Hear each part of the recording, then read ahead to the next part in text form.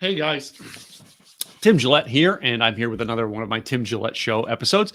Today, I've got an interesting person to bring on today. It's David Fagan. Now, I met David through a friend of mine in California years ago. He basically says, I'm hosting an event, and you're going to like this guy speaking. And we happened to be there for something else. We're like, okay, let's go to it. And David was the speaker that night. Now, I'd like to say I hang out with him and know him all the time, but I don't. We're friends on Facebook, but we've never really had a chat. So again, this 100 shows in 30 days, why not get to know some people who are doing some pretty cool things out there, might I add. I've seen a lot of influence of what David's doing on the internet right now. So I thought, let's bring him on the show and have a little conversation. So, hey, David. Hey, how's it going? All right, man. Thanks for coming on the show, man. Yeah, absolutely. Yeah. So, David, do you remember that night we met? Man, was it 4 or 5 years ago? It's got to be at least 5 years ago. It was Craig Lean's event. 6 or 7, yeah. Yeah. It's just like time flies. And I know your world has changed. I hope everyone's world's changed for the better. But yeah. So tell me a little bit about your background there, David. Where you come up and what you do. Sure. Well, I'll fast forward past where I was born and when I was born and jump into more of the important stuff. But I've been in California for a long time, up until about a couple years ago, where I actually moved out of the state. But for a long time there, we had a Beverly Hills PR company, publishing company, and we still do all the same stuff. But so much stuff has gone virtual. We've kind of been ahead of the trend. Of course, now we're all working from home these days. Yeah. I used to drive in from Orange County, California, 2 hours every day to Beverly Hills. On Wilshire and Doheny, if you can believe that. And, but publicity's changed, publishing's changed. So much about promotion has changed. But yeah, we've done a lot to get people out there in the world and make them what I would call icons in their industry. Mm-hmm. And we've made celebrities business people and business people celebrities. And that's kind of another kind of catchphrase there. But that's neat.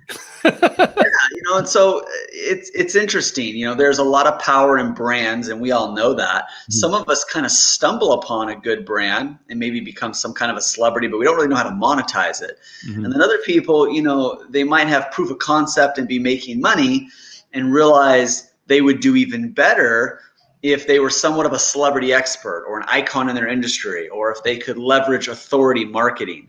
And that's really the industry I'm in. I think that there is a fundamental question that everybody is asking you when they meet you. It's only a two-word question. Sometimes it's quite literally that they're asking you the question. Sometimes it's kind of more of a subconscious sort of thing.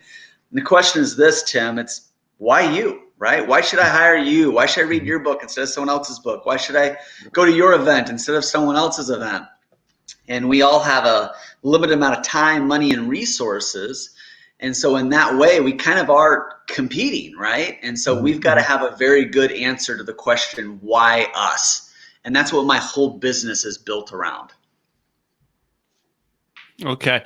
And, you have been in this industry, though, for a length of time. I mean, before you switched and went to the virtual side of it, how many years have you been in this industry, all right? And how many people do you think you've held over the years? Yeah, the publishing and promotional industry, it's been about 10 years. But 12 years probably altogether. The 2 years prior to before that, I was the CEO of Guerrilla Marketing. A lot of people still know me as the former CEO of Guerrilla Marketing. Mm-hmm. I also did a big contract with Infusionsoft. Mm-hmm. Help them go from $7 million to $14 million, one of many people. But I would speak on stage for them and represent them. And I had a radio show for several years, syndicated, that was all geared around entrepreneurs. But really the publicity and publishing kicked in about 10 years ago. But even before that, a lot of speaking, a lot of radio, a lot of media, a lot of what I call word genius, what to say and how to say it. That's kind of if you really boil it down, like what do I really do? It's, helping people learn what to say and how to say it. Okay. And it's always interesting that most people or come into it and they think like, oh man, yeah, he's got that book out, but he's got to be like a natural born genius at marketing. Right. And how many do you find aren't natural born geniuses in marketing, and you got to help them? Yeah, absolutely. And it's always the hardest to market ourselves. I've had some really brilliant marketers hire me, and sometimes they're even afraid to say, hey, I don't want people to know you're helping me. And some of them don't really care. But here's the simple fact: just because you get someone to help you does not mean you're not a brilliant marketer. Mm-hmm. You know, I also need people to help market me. Like, we get so in our heads. We've got all these compliments in our heads that maybe we don't deserve. Maybe we got all these criticism in our head that maybe we don't deserve. And these voices are kind of battling it out. And we need other people to kind of give us feedback. Mm-hmm. You know, we kind of need that literal focus group or that figurative focus group to kind of give us an outside opinion. Mm-hmm. Mm-hmm. And, you know, I personally, I mean, my mentor, I actually am always giving him credit for everything I do. But have you had people give you credit that you want to go, oh, please, please, please, please, please be quiet. Please don't yet until I fix you. Well, doing the Beverly Hills PR thing, I mean, we've represented some interesting celebrities. We've also represented some reality TV stars that I typically won't tell you about because you'll think less of me. We don't judge on this show, Dave. but no, I mean, I've also had some great, you know, mentors. And a matter of fact, Jay Conrad Levinson, the former CEO of the founder and father of Guerrilla Marketing, Mm-hmm. He was a brilliant mentor to me. Michael Levine, who I bought and took over his Beverly Hills PR company. So if anything, sometimes it's people give me, you know, more credit. It's like, oh, you own that Beverly Hills company that represented 58 Academy Award winners. Well, it already had represented 50 some before I even bought and took over the company. Or they'll say, oh, you know, you're a part of Guerrilla Marketing Books, you know, and you wrote some of those books and it sold 23 million books. Well, yeah, but Jay Conrad Levinson probably sold 22,900,000, and, you know, so I mean, my portion is very small. So if anything, sometimes I probably get credit that I don't deserve. So it probably works out equal on both sides. It's like, well, I appreciate that, but I've had some great mentors, and I eat what I kill, and I've earned my place in life, but I've also been very blessed, and sometimes I benefit from some of their accomplishments as well. Mm-hmm, mm-hmm. And right now, I mean, you know what I mean? You know, we look back over our history, and so many people could accredit the company to it. And I think later this week I have Kyle Wilson coming on, which ran Jim Rohn's company. But we know the name Jim Rohn, not Kyle Wilson, and I'm looking forward to interviewing him.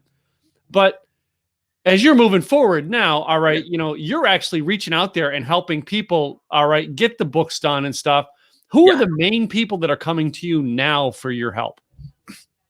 You mean the industries that they're in? The main industries, yeah. Well, you know, I think in the beginning, you can really benefit from working with people with very big influential names. You know, Les Brown wrote the foreword to one of my books. Kevin Harrington wrote one of the foreword to my books. Both said really nice things. Mm-hmm. We've helped some amazing, you know, celebrities like, there's people out there that have been great. I think as time goes on, and yes, I'm choosing some of these names and words carefully, but as time goes on, you know, those people can be a little bit spoiled. I want to be careful about how I say this. And I've even become spoiled myself. And I've had very big names come to us and say, a matter of fact, I had a professional boxer that you would all know who's in the Hall of Fame that came to us 4 or 5 years ago and wanted us to do this amazing thing with his legacy. But guess how much they wanted to pay? $0.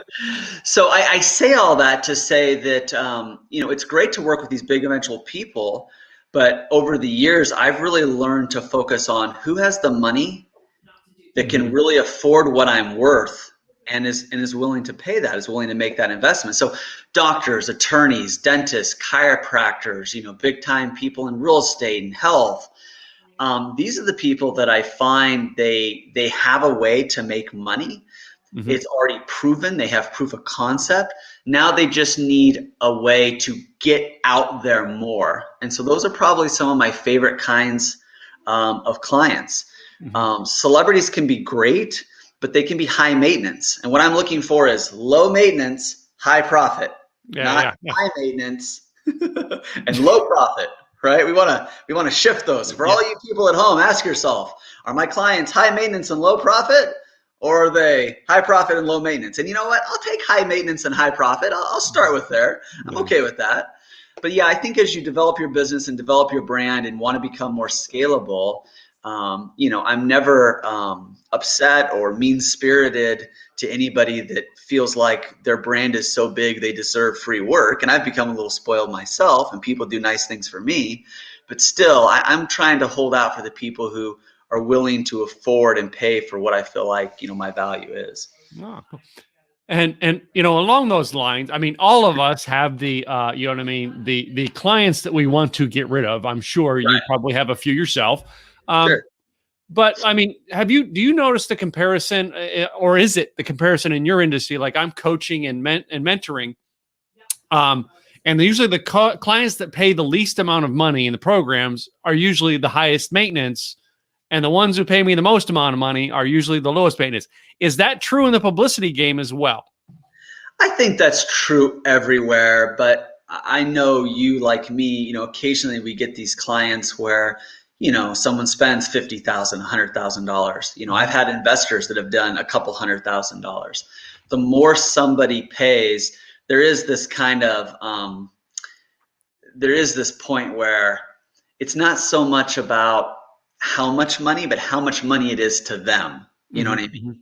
So the more money someone has, the more money that it may not feel percentage-wise to what their net worth is. But definitely there's some people who pay some big money, and I've paid some big money before. So I guess no. I mean, that's definitely a factor, but yeah, there's definitely people who pay a lot of money and they've paid for the right to have a lot of your time. I did some big things with Infusionsoft, and I've keynoted their events. And in 2016, I did in addition to keynoting on the main stage, I did a breakout session. And I paid $75,000 for that breakout session. Wow. I was very like, here's who I want to introduce me, and here's exactly what I want you to say. And, when you make that kind of investment, I really cared about every little thing, where's my booth at, and where's it positioned at, and how am I being introduced, and, all of those types of things. And so it's interesting the way people spend money. I think we learn a lot by people's money mindset, for sure. Oh yeah. I think that's the key, the money mindset. Yeah. Because and I think it usually is those people, some of the ones that are the high maintenance on the bottom, just have not gotten the money mindset at the top, the top. And you've worked with more of the high end on the top.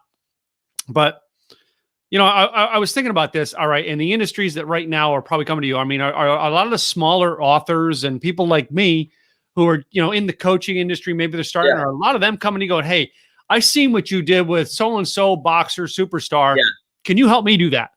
Yeah, absolutely. And, quite honestly, I really like those people. And sometimes we have to get creative to make things work with them.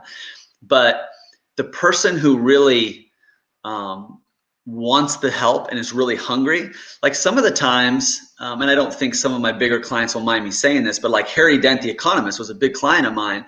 One of my greatest struggles with him is he didn't really have any pain.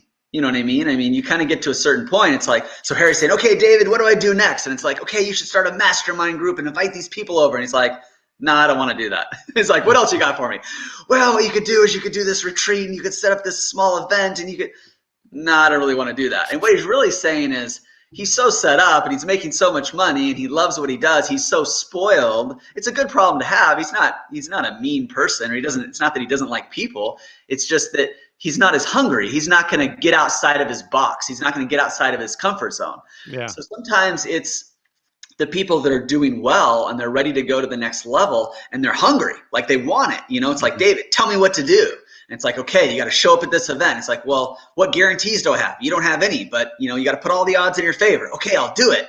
Like those people, they're fun to work with, and they typically have a lot of success. The people that will go out and experiment and take massive amounts of action. Those are very rewarding relationships. And part of the reason why I don't talk as much about the celebrity people either is that's actually hurt my sales, Tim, because people at home, they hear that and they go, oh, David works from Paul Stanley of KISS. Well, of course that guy is going to be successful. that's not me. So I find it better to say, hey, look, here's Allison Larson. She's a mom of 4 from, Star, Idaho, population 5,000. And look, we created a brand and we created a website and we helped her with a book. And now she has her own TV show and radio show and traveling all over the world. They're looking at that and going, wow, if Allison can do it, I can do it. Mm-hmm. So, I like working with those people, and I find those people help my business than really the big name people do. Mm.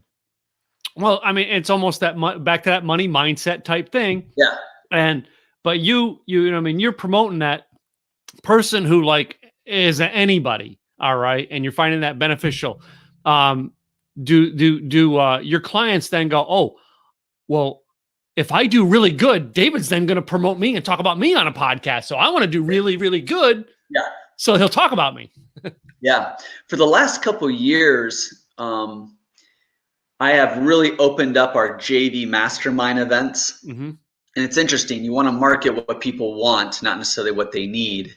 And what I realized everybody wanted is they all wanted to attend my joint venture events and my mastermind events. And I tried to keep them small, but that's what everybody wanted into. So I started making those events, bigger and bigger. And what I realized is I didn't really have to sell much at those events, because I'd be bringing all my clients together and all my partners together. And I would just get them up on stage and say, hey, here's Diane Higbee, and here's the latest book we did for her. And, let me interview her a little bit. Why don't you guys ask her some questions? And hey, here's Allison Larson, and here's Dr. Marlena. So if I'm just up there spotlighting all my clients, people are just coming up to me and saying, hey, I saw what you did for Diane, or I saw what you did for Dr. Marlena. How can you do that for me?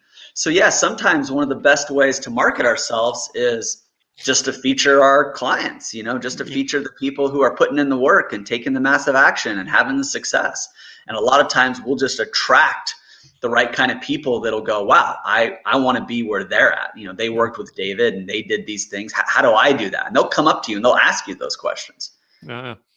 So you're doing this. It's called is it the JV Marketing Summit or what? Yeah. Yeah. The actual website is jvsalessummit.com, jvsalessummit.com. And we do them quarterly.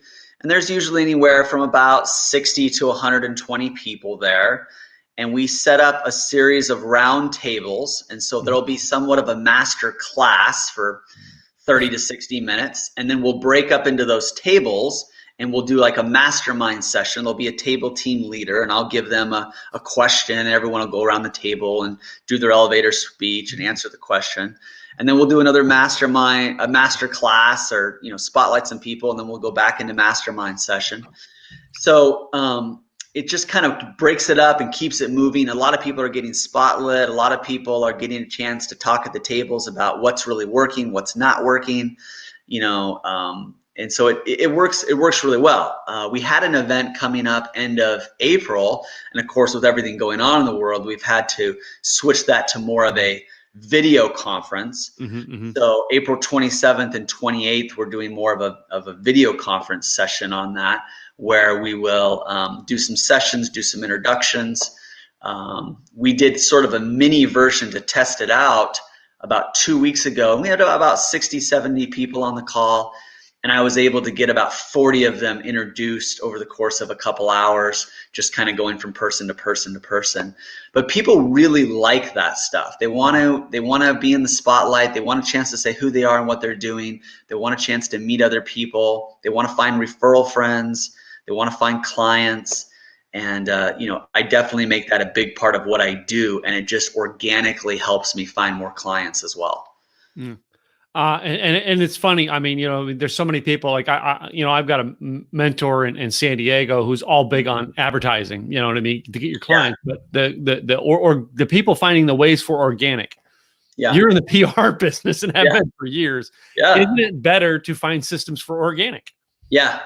Yeah, absolutely. And there's a lot of things that people obviously don't understand about publicity. And a lot of times the more successful you get at shows, it can kind of hurt you. Like there was a point in time where I was on at least one major television show every month for like a year. I was on the Today Show and Neil Cavuto and What's Happening Now and The Five and the Doctor Show. I mean, I was even on the Today Show in Australia. And then I went and did this crazy thing, and I created my own cable TV show in California. It was called The Hollywood Entrepreneur. And one of the things I learned the hard way is you become your own show host. Other big show hosts, they're more strategic and like, well, how much do we want to promote this guy, or how much do we want to have on the air? He now has his own cable show. So,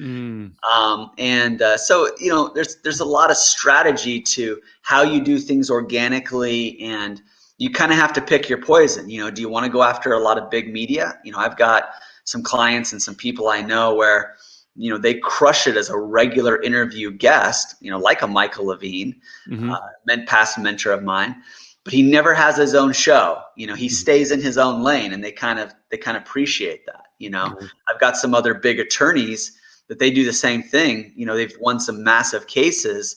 They could probably have their own show, but they're a regular on, say, like a Fox News.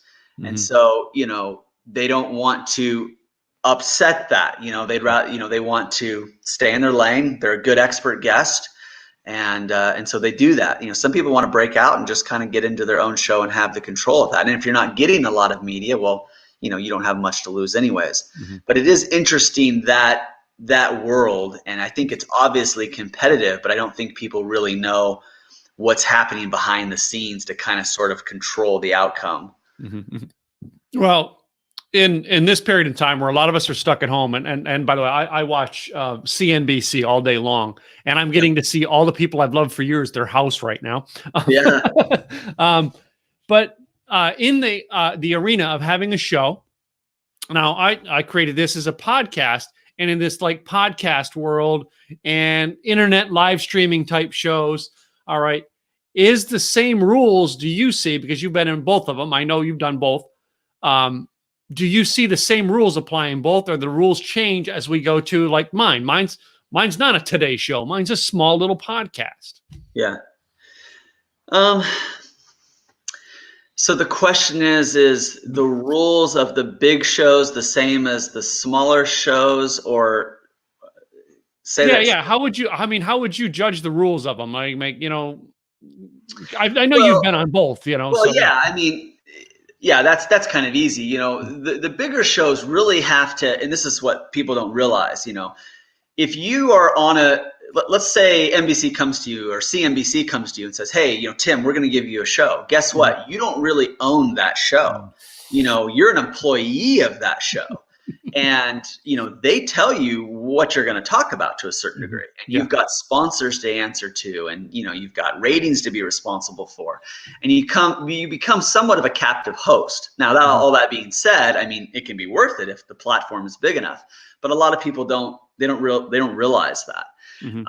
You know, so, you know, if you truly want to set your own schedule, so a lot of people like me and you, Tim, like, you know, you're going to be speaking traffic and conversions, things like that. You know, when you have a regular show, it really hurts you to travel and do business and things like that. I used to have a radio show, and I was on Monday through Friday for 1 hour every single day. And I had to do so many shows live. And the more I got the opportunity to speak and travel and things like that, I literally couldn't do it. Yeah.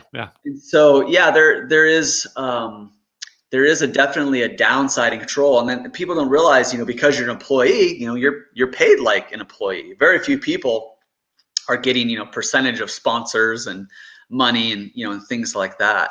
I think one of the other, you know, big things too is people don't have the opportunity to have sort of their passion projects, or they have to wait for the right time, or they have to wait for the right scope. So that's interesting as well. Did you see the movie recently, Bombshell? I did not see Bombshell, but I you know, it's one of those ones that I put on the list to watch. Yeah. I mean, I'm not sure that most of it is, you know, I'm sure it's not, you know, 100% accurate. It's probably not even 80 or 90% accurate, but I'm a big news junkie. And so I wanted to see it. But it's interesting watching some of these news films and things like that, and the politics that play. And, you know, everything nowadays is kind of politics. But there is so much you can do with your own platform. And one of the things that I think you do really well, Tim, is, the professionalism and the scale and the quality of your show is really good. And one of the things I've been telling people is there was an expression that was around for a long time, and that is good is good enough. Just get the book done. Good is good enough. Just do a show, just get on there, just record a video. Good is good enough. It's really not anymore. I mean, No, they're just, like when I started 12 years ago and I wrote my first book, there was hundreds of books being published every month. Now there's thousands being published every day. Yeah. People like doing shows. I mean, it used to be if you're doing a Facebook Live or you're doing a show, maybe there's one other person in your network who might be doing one the same day. Now there's there's probably 5 or 6 other Facebook Lives or 5 or 6 other shows going on right now. Yeah. Like, so it's no longer, you're no longer able to be good is good enough. I mean, you really got to say, how do I raise the bar? How do I separate? How do I, place myself, as a leader in this industry? And you can't really have the mentality of, well, fake it till I make it. Good is good enough. I mean, you can, but you've got to raise that bar quickly, in my opinion. And you can do that nowadays. I'm studying on how to make it better. All right. Because I thought my game was good, but like now I've got a lot more competitors jumping on board. Yeah, no, I thought mine was pretty good too. I'm playing around with Zoom and I'm doing different things and I tested out Be Live and all of a sudden just boom, all this stuff is coming from everywhere. Even like I was telling you before the show, I kind of like the setup here. You got the little ticker going across the bottom here with a website. You got your logo up on there. Tim, it's almost like you have a real show. It's almost like you're a real host. Just joking. Of course you are. But this is what makes it feel like that, right? Yeah. You have to go out, and it's the same thing I do with books. I say, look, you can be self-published, but you shouldn't look self-published. Your book should look like a book right off a Barnes & Noble bookshelf. Well, how do you figure that out? You get books off a Barnes & Noble bookshelf and you open them up and you look and see how things are laid out and what the order is. Same thing with these other shows. And one of the things I like about all these news people, like you said, doing shows from their house, it's kind of leveled the playing field, right? Like we all have, they don't get a $3 million studio anymore, right? Yeah. A lot of them are doing shows like, how me and you are doing shows, right? We got the real live documentary style backdrop going in here. Yeah. Well, I mean, and I kept trying to do this fancy backdrop, but like I still need my whiteboard. And I have a small office, but and by the way, that's my new book. I'll outline all those squares up there right now. I like it. Yeah, I had to come up with a system. I can't organizationally put a book out unless I have a system. And I know Craig Duswalt, which I think Craig as well. All right, as I learned his system. But what system are you teaching your clients to help them get the books out? The people who are like me that go, well, how do I get a book out? Even though everybody's producing it. Wow, I have a whole new publishing genius course I created. So, I could give hours and hours on that. I think in general, to be really helpful in a short amount of time is one, kind of ditch the good is good enough idea. And two, start to really chunk things down. So start with something simple as a belief you have. Okay, like what's just something that you believe? And as you read memes and as you skim things on Facebook and Instagram, as you read articles, as you hear people say things, news, TV, movies, whatever, you're gonna think to yourself, oh yeah, I believe that. I get that. Oh, I agree with that. Just become aware of those feelings and really start to discover your beliefs. And you're looking for a belief that maybe is profound or maybe it's different. So I'll give you an example. So a bunch of years back, one of my beliefs was, I'm kind of sick of all this dreamer talk. I dream this, dream that. And I like being controversial. It helps me in the media. And I thought, I'm not really much for dreamers. I'll take a doer over a dreamer any day of the week. Like doing is where it's at. Dreaming's okay. So I started, okay, well, how can I word that belief? And I came up with, dreaming is good, doing is better. So I just turned the belief into a quote. So I got a quote, dreaming is good, doing is better. Well, now I can write an article about that. The article's called Dreaming is Good, Doing is Better. And I can talk about how, dreaming's fine. Everybody should be a dream. It starts with a dream, but I'm all about the action. You got to take action. So I can write an article about that. Well, guess what? Now that article could become a meme. It could become a slide in a presentation, but even more so, that article can be a chapter in a book. So instead of thinking, hey, how do I write a whole book? Start thinking, how do I write these articles? So I'm taking a belief, I'm turning it into a quote, I'm turning the quote into an article. The article is becoming a chapter. The chapters are becoming books. The books are becoming courses. Yeah. And now we've got something here. But instead of saying, hey, I got to sit down and write a book chapter by chapter and kind of put it all together, start with just beliefs, quotes, and articles. If you can do beliefs, quotes, and articles, it can be a chapter. And it's funny, in one of my speeches I talk about repurposing content, and I actually use, if you know the when I name the movie is, remember the movie Coyote Ugly? Yeah. That started as an article. Did you know that? Yeah, I mean, I figured you probably not, but I mean, I use that in my example all the time, and then share the same lady wrote the book Eat, Pray, Love. Yeah. And I don't know if your firm represents her or not. You probably could, but I use that example all the time. Going, you can create content, guys. Start one place. For me, as you see, simple, easy. That's my new trademark. Simple, easy marketing. Well, you totally nailed it too. Yeah. It's creating content. Mm-hmm. It's sexy and fun to think, okay, I'm going to write a book. But really, the better mindset that will get you further faster is I need to create content. And if you create it the right way, it's going to become helpful in everything. And you're absolutely right. Your quote is a meme. Your belief becomes a visual aid. It's a diagram. It's an infographic. Yeah. It's a Venn diagram. It's a workflow chart.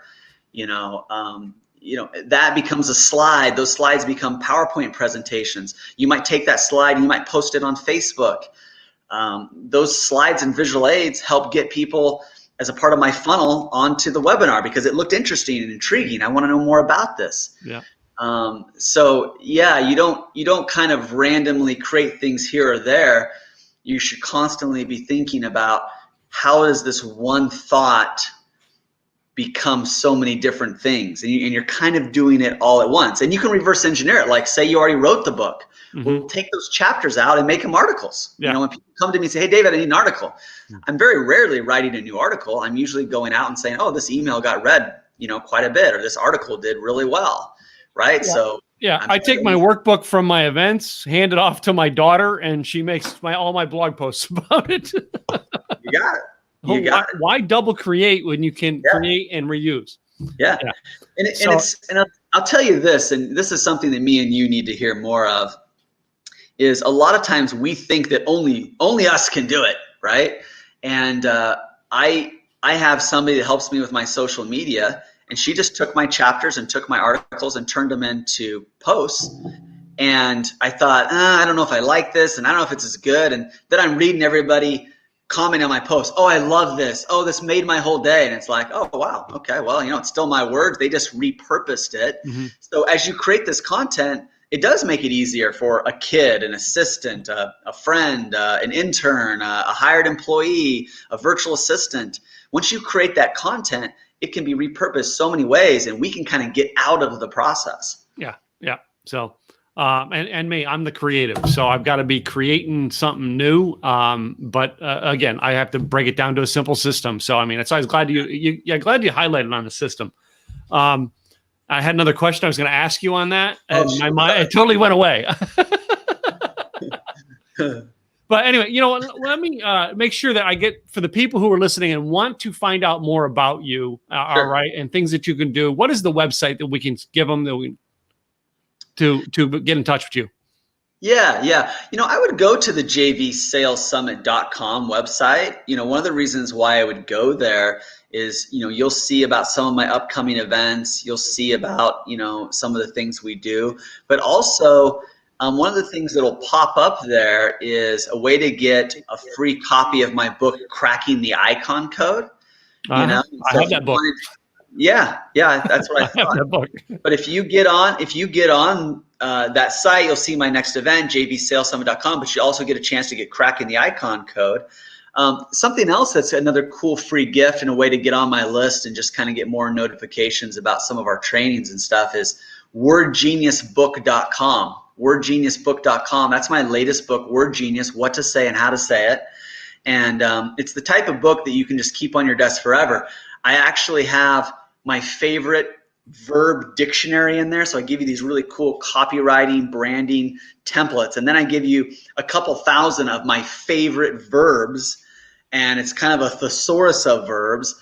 And then I give you a couple hundred of my favorite adjectives in the back. So when you're doing branding and when you're trying to think of a new website name or new company name or new event name or whatever, you can just pull out the Word Genius book, and there's formulas, templates, and just pick out your favorite words and plug it in. People tell me all the time how much they like that. But wordgeniusbook.com would be another cool free gift and a way to get you into my world and get more notifications about all the stuff we're doing.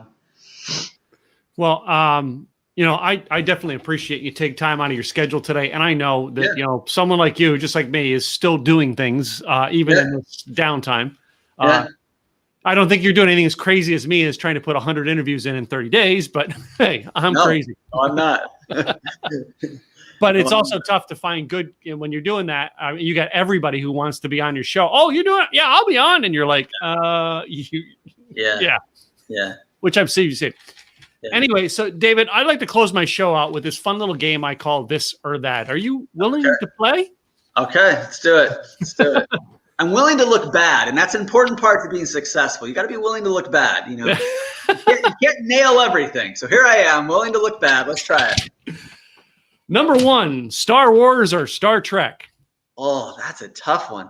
I would have to say lately Star Trek, just because Picard was amazing. They came out with another great series. I've loved the movies. If I went all older, I would say Star Wars. But lately, I've really liked Star Trek. So yeah, my last guest actually was a Disney Imagineer, and she's into Star Wars. So yeah, that's fair enough. So lately, I mean, I know you do conferences as well as I do, all right, and you're having to get stuck in this one. Would you rather do the online summit, or would you rather have an in-person conference? Yeah, in-person conference. There's just something magical about being in person. The connection, the influence, the learning, the atmosphere. The energy's higher too, don't you feel? Yeah, it just is. I think online's getting better, and the more people are willing to embrace it and make it a priority, the better it's going to get. Yeah. But most people, they just don't give it the same level of importance. So it's really up to the viewers. If people gave it the same level of importance, meaning that they just sat there and nothing else distracted them. But when you have people at home, you're competing with so many things that are distracting them. Yeah. So, well, next one, we're going to something a little bit more, outside of in the personal realm. Would you rather have a glass of beer or a glass of wine?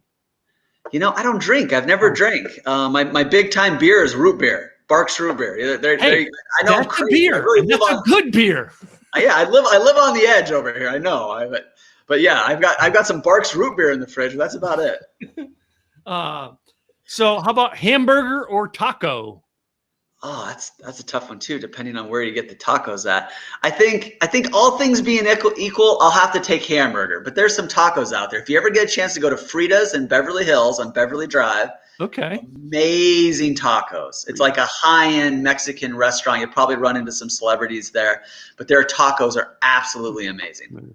So, I was in the car wash industry for years. The best tacos I ever had was out of the trunk of some guy's car. Yeah. They were the best. Yeah, if you're bold. Yep. So next one here, kind of, would you rather read a book or listen to a podcast?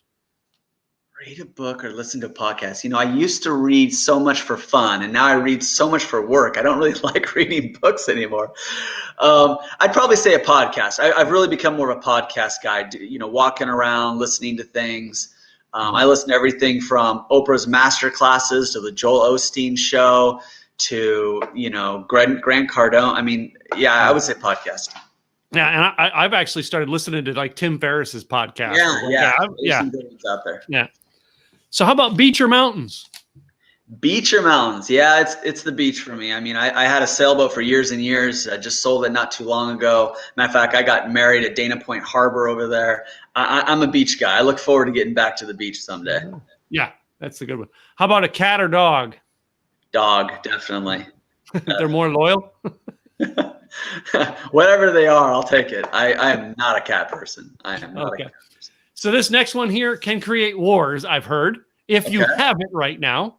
And that is toilet paper under or over? I've seen stuff like that online. I don't know if I've ever thought about it too much, but I'm 99.9% sure I'm an over guy. But it might have been under before. You would not have believed the people who got They're so calm through the whole broadcast. I asked that question, and it's fighting words. Casey Everhart was on yesterday. Oh, Casey. Oh, yeah. I know Casey. I know you know Casey as well. So yeah. My last one here is kind of a jokester one, but I like to ask it. Boxers or briefs? Boxers or briefs? Yeah, more briefs, but they're boxer length, but briefs. Yeah. Like, so they're almost like bikers. It wasn't that bad. Yeah. There you go. No, that was easy. Easy. So one more time, tell them the website they can get a hold of you. All right. And I would go to jvsalessummit.com and pick up one of our books, Cracking the Icon Code, for free. You can also opt in and get our information there, but jvsalessummit.com.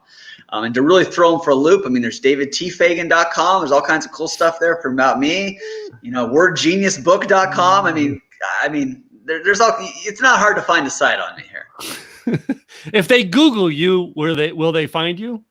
Yeah, and that's the thought I'll leave you with. And that's kind of the common mistake people make, is they try to put too much on one site. Mm-hmm. You really want to have an event site for your events, and book sites for your books, and a site for you, and a site for your company. And how I get a lot of media is the media doesn't want to see all this huckster, opt in here and get 500 of free gifts. They want something that's a little more sophisticated.